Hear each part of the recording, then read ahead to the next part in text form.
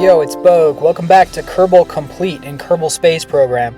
Today we're taking the same rocket as our last episode to one of the outer planets in the Outer Planets mod.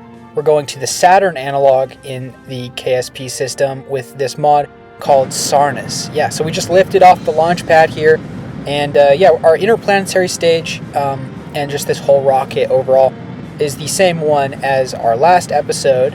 It's got kind of a lander that can land on smaller-ish moons.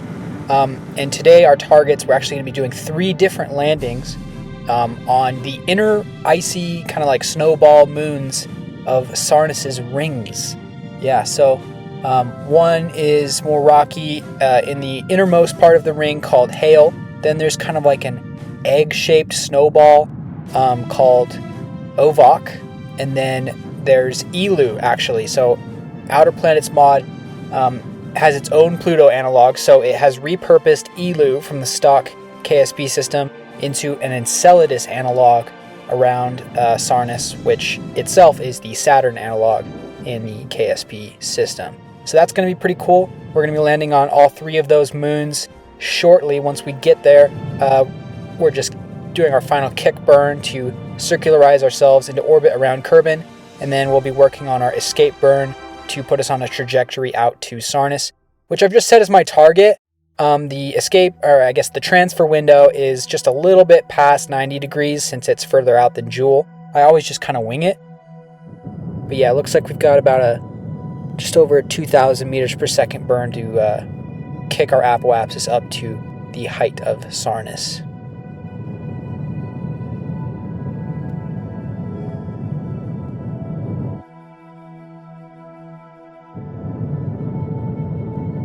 Cool, so our burn's almost complete. We're going to have to set up a course correction a little bit later on, which I'm doing right now, to fix our inclination. And it looks like we're going to have to do a pretty big radial burn to make sure that we intercept it at the right point in our orbit. Looks like we've overshot Sarnus or undershot it with our transfer window. But yeah, this is our interplanetary craft.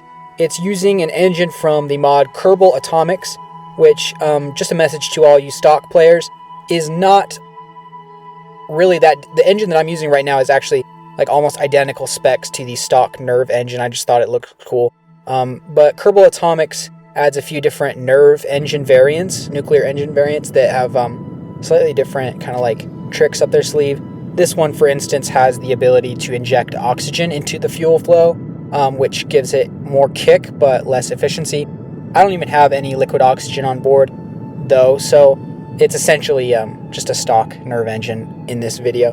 But yeah, I recommend checking that one out. I'm going to keep this playthrough mostly stock alike.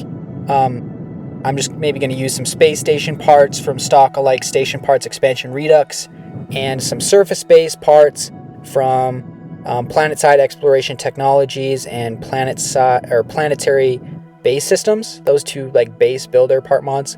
But as far as like propulsion, maybe like I'm going to try to keep it either, stock, and then in rare cases where I think it's warranted or just think it's fun, we'll use stuff from Kerbal Atomics or the Near Future Tech Suite. And so I've just kind of talked over us setting up our gravity assist into the Sarnus system, unfortunately. But you guys can take a look at this trajectory. Essentially, what I'm doing is there's a moon called Slate, which is like a giant desert moon, kind of like almost the size of Tylo. And you can perform kind of the exact same maneuver you would around Tylo in the Joule system to capture around Sarnus. So what I'm trying to do is intercept the moon at kind of like my periapsis on my Sarnus flyby, and then we're going to be trying to kind of use it to deflect ourselves in the direction that Sarnus is moving around the sun. And that will lower the amount of fuel that we'll need to capture.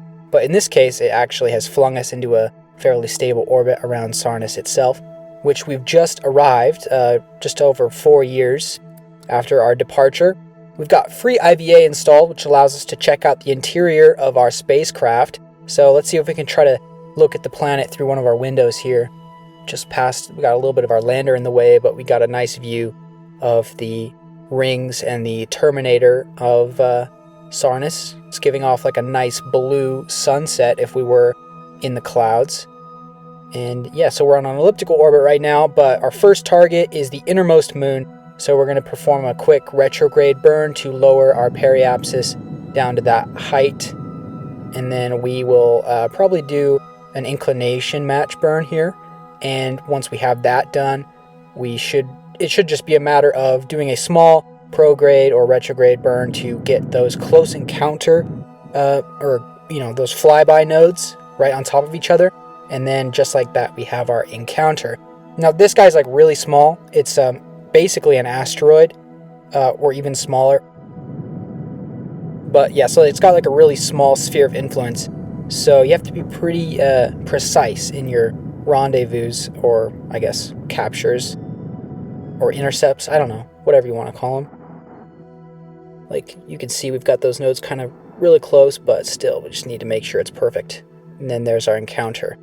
And yeah, so because the sphere of influence of this guy is so small, we're actually going to try to start burning in advance of us entering the sphere of influence, and treat this more like a asteroid rendezvous than a capture burn. So probably what I'm going to be doing instead is on my nav ball here, I'm burning retrograde relative to my orbit, and then I've just at a certain point, it looks like, I'm not even in the sphere of influence, but we're close enough to actually rendezvous at this point. So I've switched my nav ball to target, and then I'm burning off my relative speed with, the retrograde node relative to our target. And then once we've killed off our relative speed, I'll just like point towards the target and then burn towards it. And then that'll really clean up our maneuver so that we're traveling at a good speed to just capture around it at our periapsis.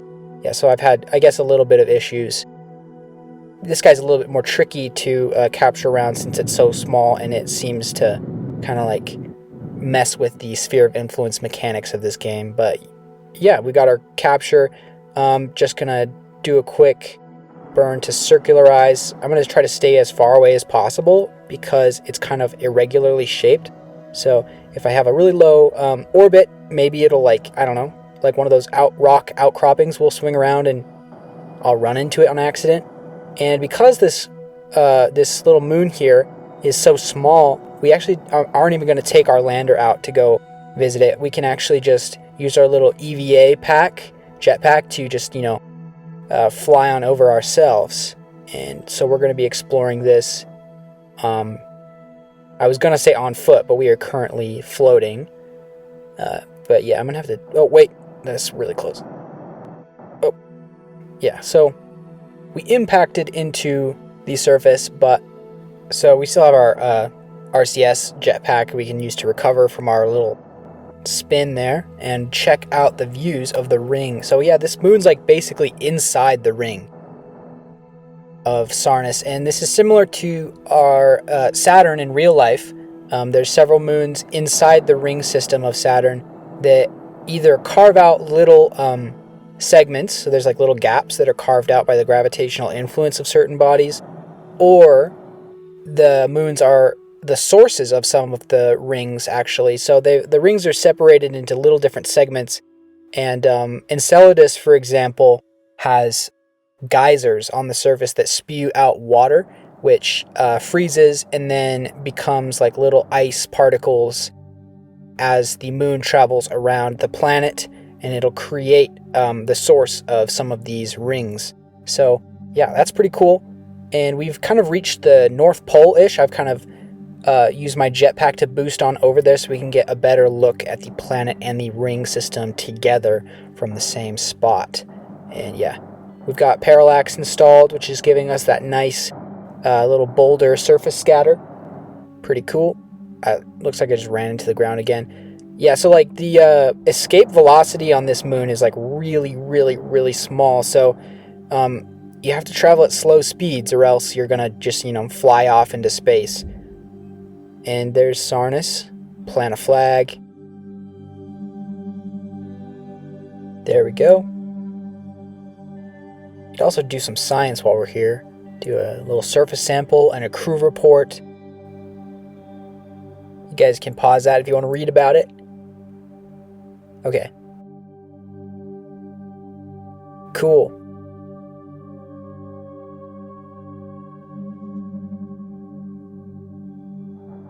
But it's probably time to start thinking about our rendezvous back with the mothership. So what I'm going to do is just jump and kind of like boost towards the target there on my nav ball. The mothership in orbit around Hale should be moving slow enough that we can just kind of like point straight at it and then adjust as needed to get those little flyby node encounter thingies right on top of each other. And then that is our rendezvous. And then once we're there, we'll just kill off our speed once we're done floating out to the mothership.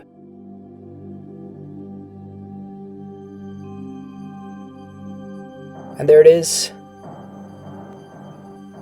We only have to kill off a few meters per second of speed to slow down, and then we'll just spacewalk over to our capsule there and then continue on our way to our next snowball moon of Sarnus here. And just like that, we're already on an escape velocity out of Hale. And our next target is Ovok, which is that snowball. It looks like a giant snowball, except it's kind of in an egg shape, interestingly enough. I believe it has a real world equivalent, but I can't remember it off the top of my head. If anyone knows in the comments, please drop a comment, let us know, because I'm pretty sure Saturn has a moon that's very similar to this, that this one is based off of. And so I'm trying to get a maneuver. It's kind of difficult, but I got one in just a few orbits, so warp ahead to that and then perform about a 20 meters per second burn and stage some of our radial tanks. So our interplanetary craft is working on that like asparagus stage setup where the radial tanks flow inwards towards the next in the sequence, and they kind of like save on excess dry mass with empty tanks. So as soon as we empty out the tank, we'll like stage it. It's a really efficient way and to stage your rockets, and it's really powerful on interplanetary like nuclear spacecraft. So we're in orbit around Ovok. Just transfer my Kerbals back into the lander, or I guess not back into the lander. This will be our first time using it. Yeah, this is one of my cooler lander designs. I really like how it turned out. It's kind of asymmetrical, and yeah, it's pretty cool. Got some great views of Sarnus in the background there. And yeah, so we're trying to keep our mothership. We kept a really wide distance between the moon and our orbit altitude because it's so oblong that I'm like worried that the pointier part of the egg shape will impact our craft. So you gotta kind of like make sure to keep that in mind when you're capturing around this moon. It looks like it's just straight up made out of snow. But we'll have to check it out. Really low gravity though as well, just like Hale. I realized that it's basically tidally locked to Sarnus, so we weren't even going to see Sarnus on that particular landing spot. So once again, I picked a landing spot next to the North Pole, and that'll give us a really good view of Sarnus in the sky, as well as a nice view of the rings in the sky. And so we've just landed again, and we'll check out the view from the North Pole. This is the interior of my little lander. I really like how it turned out. We're using like a little, one of the aircraft crew modules. You can get a nice window shot there. And then there's this nice little airlock part from the Stock-alike Station Parts expansion Redux mod that I've got on the end there. Yeah, just a nice little cosmetic part that makes airlocks kind of fun. But yeah, here we are from the North Pole of Ovok. Just forgot the name, but we gotta plant our flag and do some science before we go. You guys can pause that and read those. We also have some experiments mounted on the side of our spacecraft that we can use. Yeah, the gravity's super low.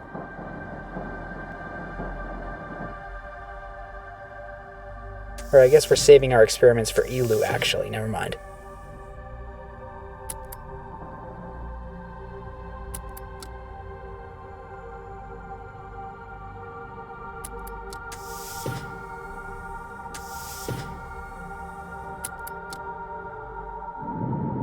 We'll take off, and since we're on like a completely opposite orbit of our mothership, we're just going to try to do that same thing again.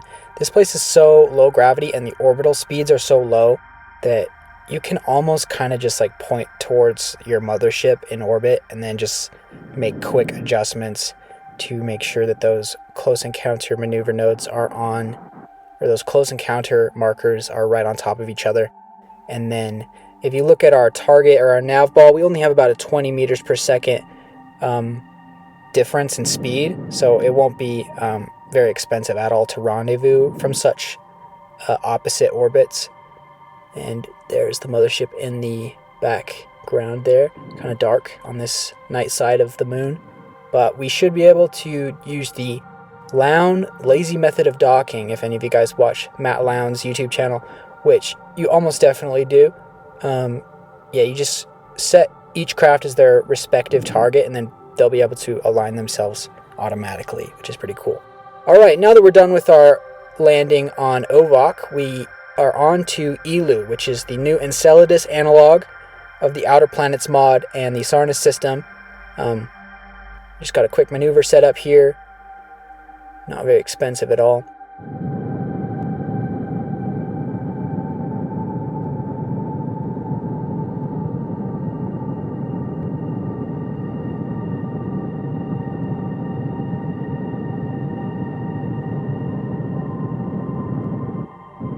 Cool, looks like we've got a flyby now, and then we'll go ahead and focus on Eeloo and then plot out our capture burn and time warp ahead till we've entered the sphere of influence of the moon.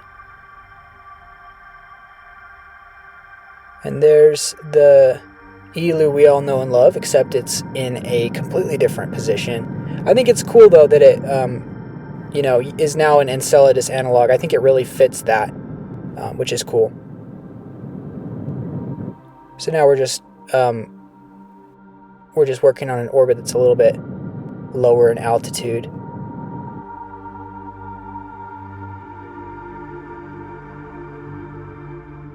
Alright, I'm just going to warp ahead until we have Sarnus in the sky and detach our lander, boost away, and then start our deacceleration burn.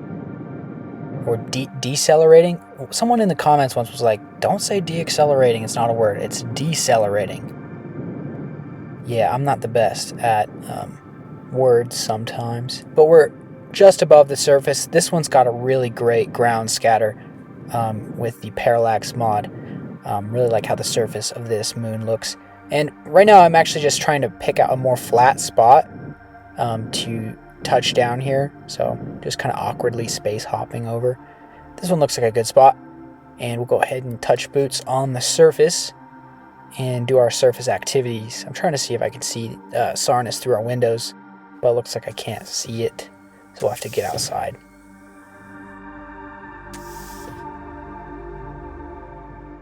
Very cool.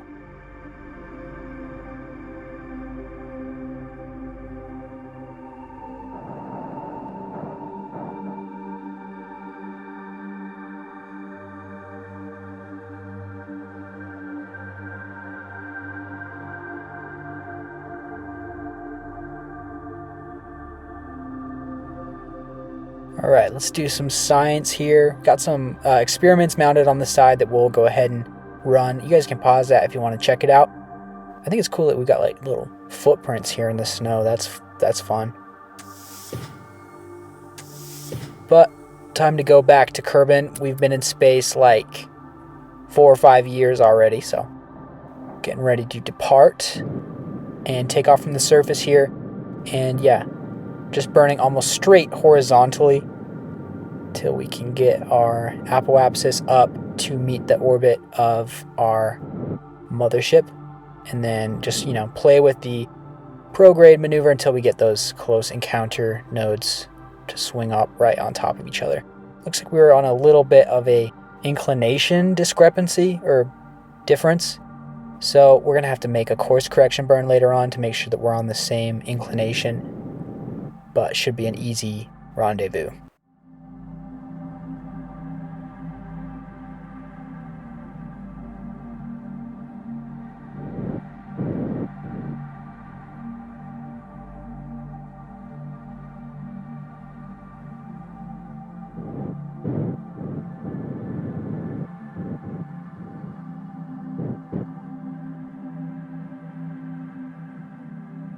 We'll kill off our relative speed, and there's our rendezvous. Let's see if I try to dock these things one more time. Although we're actually just going to be leaving this lander behind, as it's kind of just dead weight right now. Transferred my Kerbals back into the mothership, and yeah, just like I said, we're just going to leave it in orbit. And then right now I'm working on a giant burn to escape Sarnus in a retrograde direction, which if you zoom out here, will lower your periapsis on the other side of the sun, which is where we want to go, because we want to get an intercept down at the orbit of Kerbin. And yeah, so once we're on our escape trajectory, we'll be able to do a course correction and hopefully get a really easy encounter or intercept that we can just use to aero brake with our capsule straight down to the surface. It's a pretty big burn. It's over 1,000 meters per second of delta V, but we have plenty of fuel, so it's all good. This craft is actually really powerful. I don't know if you guys know, but I just started a Patreon a few weeks back where you can find all the craft and all of my videos. And you guys, it's like, I don't know, it's like $2 a month or something. Yeah, Patreon takes a cut of it. But yeah, you guys can get like all the craft from my videos and try them out yourself. This one in particular is really powerful. I think it could be. I think you could basically use it to go anywhere in the Kerbal system, and that lander can land on some of the smaller sized moons or planets even. Yeah, I think it could probably even land on Duna, possibly, if you put parachutes on it. But yeah, check that out if you guys are interested. I'll put the link in the description, and I'll upload this craft to Patreon right after this video.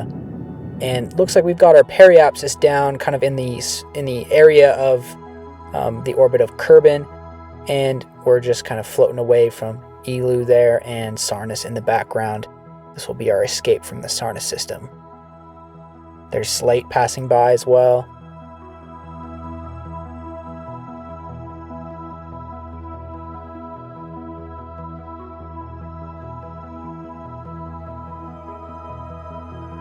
Okay, now we have to fast forward to our kind of like course correction burn. We're not at really one of the ascending or descending nodes, but we need to make sure that we at least pass by one of them before we have to go on a whole nother orbit.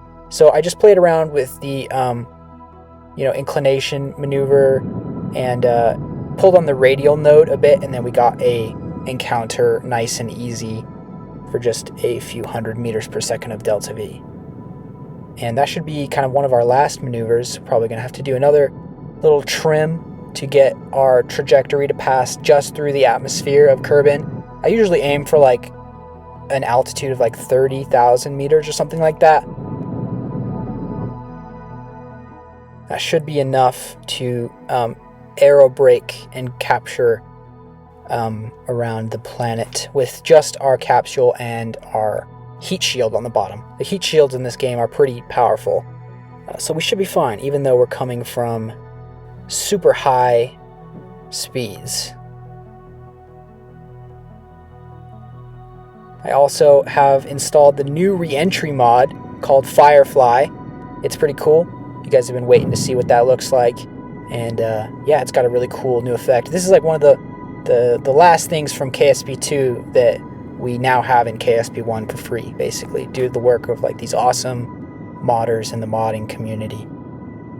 Pretty awesome.